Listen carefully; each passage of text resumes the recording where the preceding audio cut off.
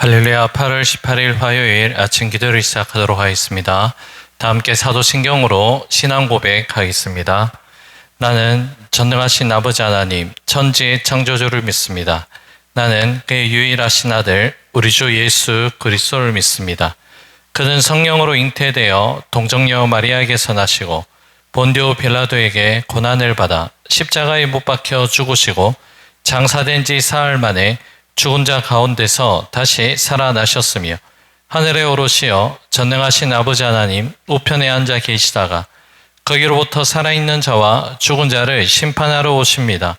나는 성령을 믿으며 거룩한 공교회와 성도의 교제와 죄를 용서받는 것과 몸의 부활과 영생을 믿습니다.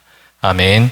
오늘 우리의 신 하나님 말씀 이사야 29장 1절에서 14절의 말씀입니다. 이사야 29장 1절에서 14절의 말씀 한 절씩 나누어서 교독하시고 마지막 14절 말씀 한 목소리로 함께 봉독합니다. 슬프다 아리엘이여 아리엘이여 다윗이 진친 성읍이여 해마다 절기가 돌아오려니와 내가 아리엘을 괴롭게 하리니 그가 슬퍼하고 애곡하며 내가 아리엘과 같이 되리라. 내가 너를 사면으로 둘러 진을 치며 너를 애워 대를 쌓아 너를 치리니 내가 낮아져서 땅에서 말하며 내 말소리가 나지키 티끌에서 날 것이라. 내 목소리가 신접한 자의 목소리같이 땅에서 나며 내 말소리가 티끌에서 찌끄리라.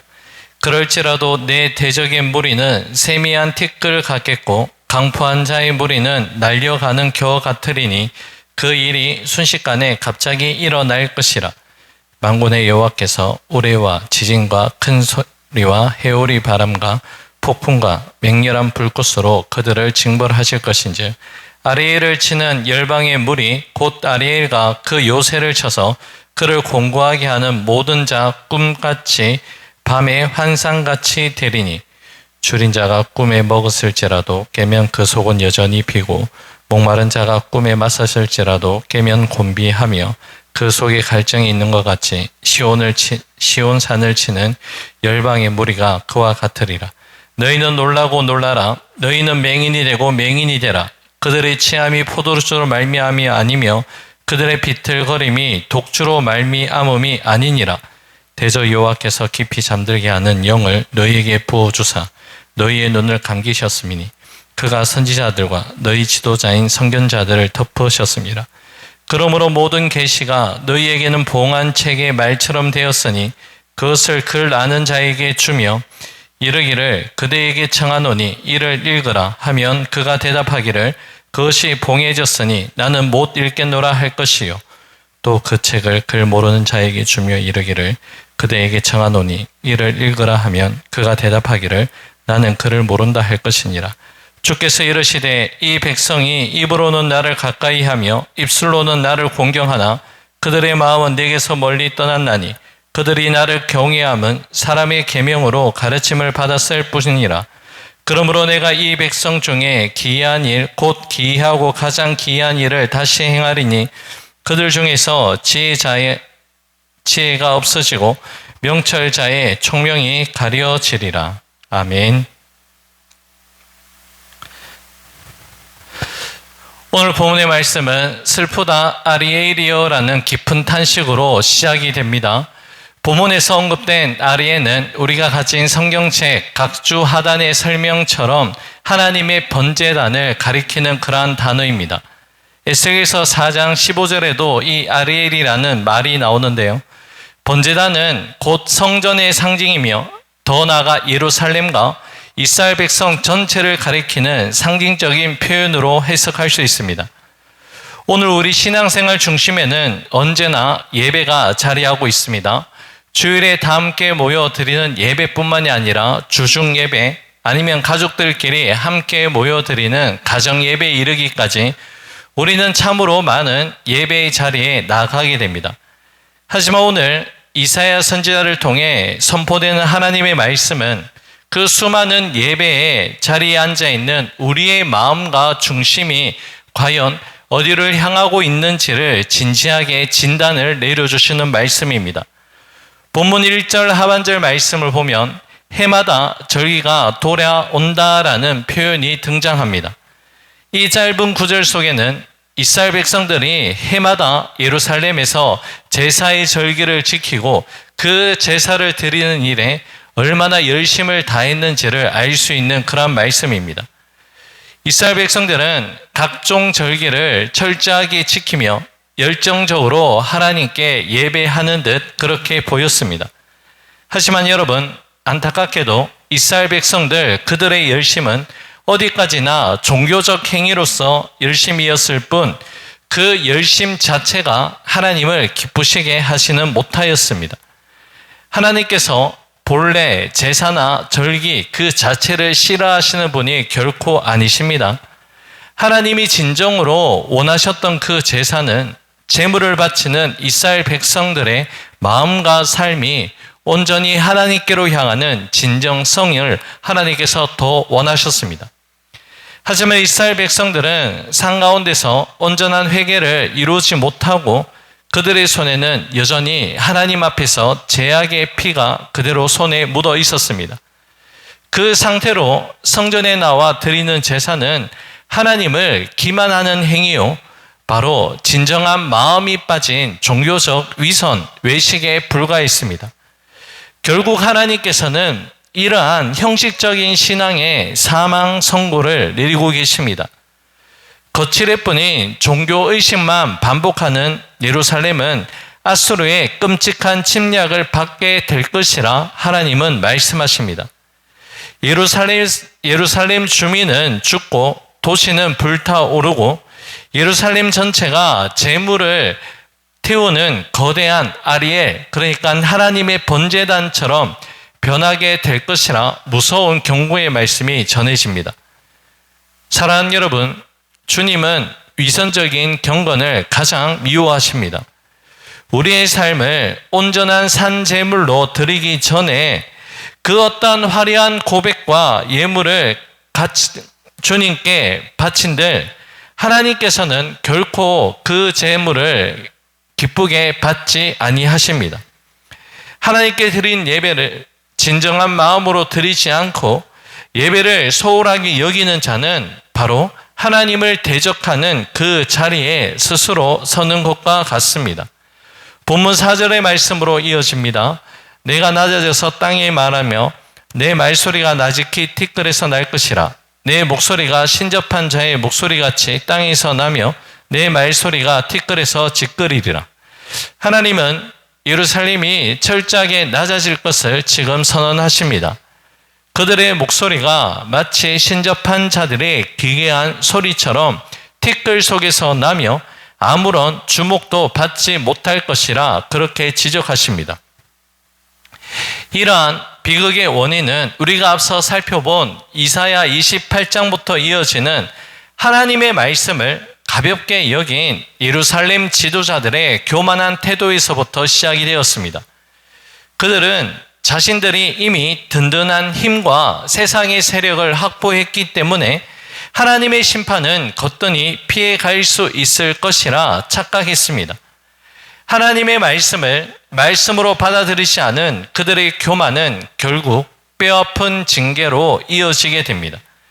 여러분, 우리가 생각해야 될 것은 가장 무서운 징계는 육적인 파멸을 넘어서는 영적인 무지가 가장 큰 징계입니다.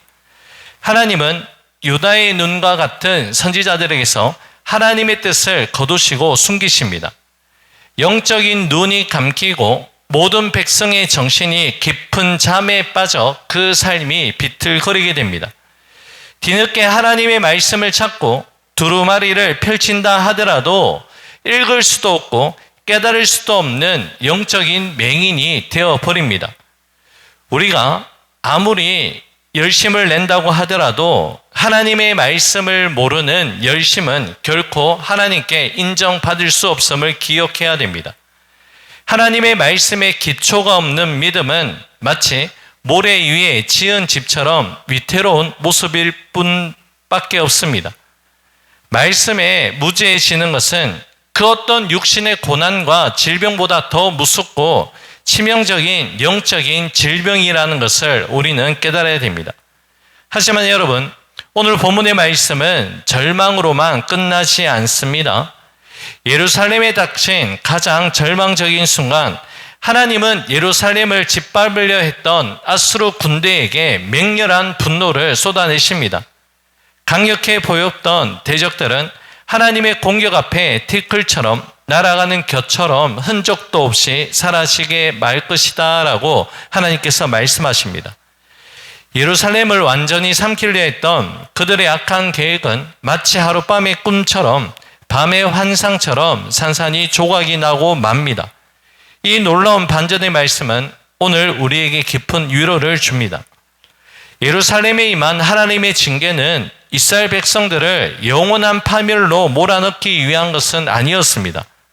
그것은 잃어버린 거룩함을 회복시키기 위한 하나님 아버지의 사랑에 매였습니다. 우리 삶에 거센 폭풍을 허락하시는 분이 하나님이시라면 우리를 가장 사랑하시는 그 하나님께서 그 폭풍이 멈추는 시간도 하나님께서 친히 결정하실 것입니다. 본문 13절과 14절의 말씀으로 이어집니다. 이사야 당시 유다 백성들은 형식적으로는 그 누구보다도 하나님을 잘 경외하는 듯 보였습니다. 그러나 여러분, 그들의 중심, 그들의 마음은 이미 하나님에게서 멀리 떠나 있었습니다.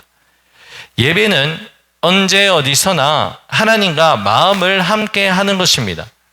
일정한 시간과 장소에 모여 정해진 예식 순서를 따르고 분위기에 사로잡혀서 드리는 것만이 예배의 전부는 아닙니다.